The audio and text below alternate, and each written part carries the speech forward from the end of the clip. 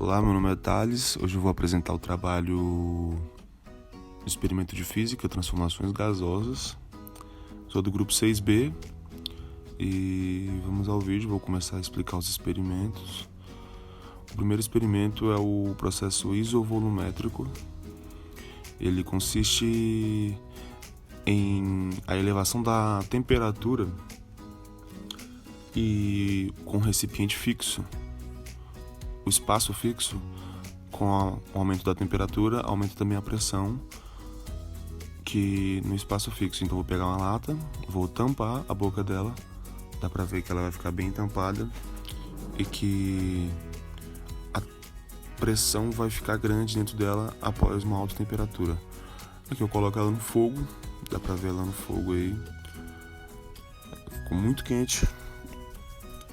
A temperatura está se elevando e como não tem como o ar expandir mais do que isso, ele acaba elevando a pressão também da temperatura. Ele eleva a pressão e a lata fica muito quente, porque o ar não consegue se expandir mais do que isso. E depois disso eu vou colocar na água gelada para ela se contrair, porque muda a temperatura, muda todo o organismo da lata. Coloquei, dá para ver que ela encolheu, que ela se contrai.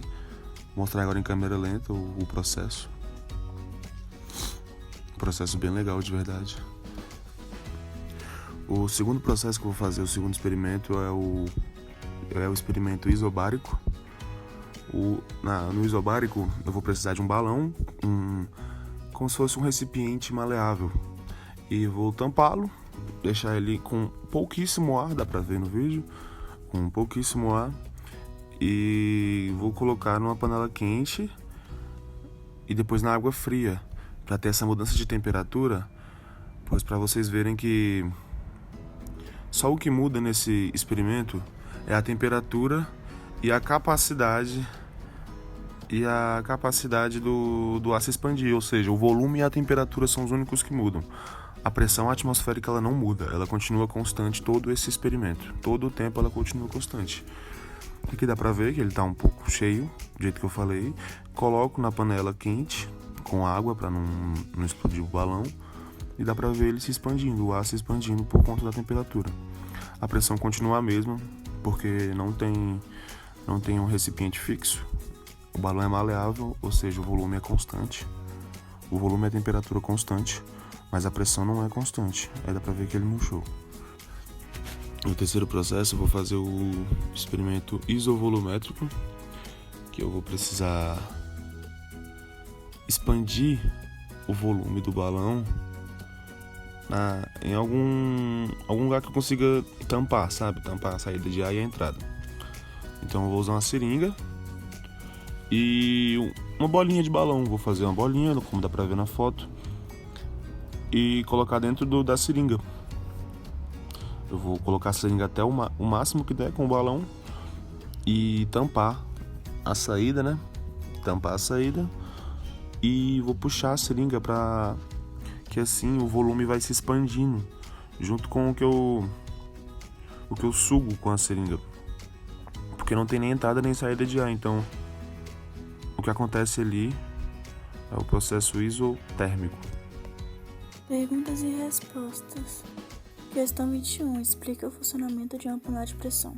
O funcionamento da panela de pressão está relacionado com o fato dela conseguir, dentro dela, é claro, elevar a pressão atmosférica. Esse aumento ocorre porque, quando a água está sendo aquecida no interior da panela, ela passa do estado de vapor, como a panela é fechada.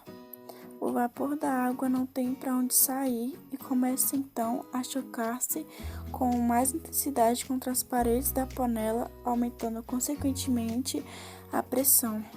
Com uma alta pressão, o líquido demora mais para entrar em ebulição e cozinha mais rapidamente os alimentos.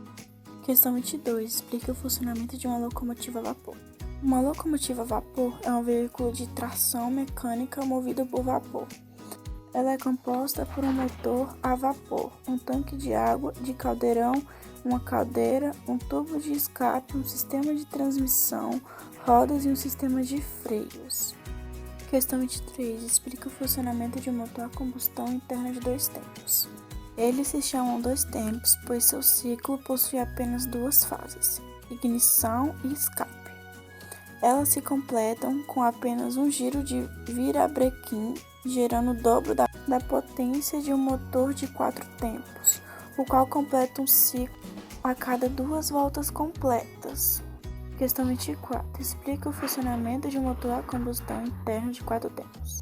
O combustível mais utilizado atualmente no mundo inteiro é a gasolina. O motor que normalmente equipa os automóveis movidos a gasolina e o motor de combustão interna, também chamado de motor de explosão interna ou motor a explosão de 4 tempos.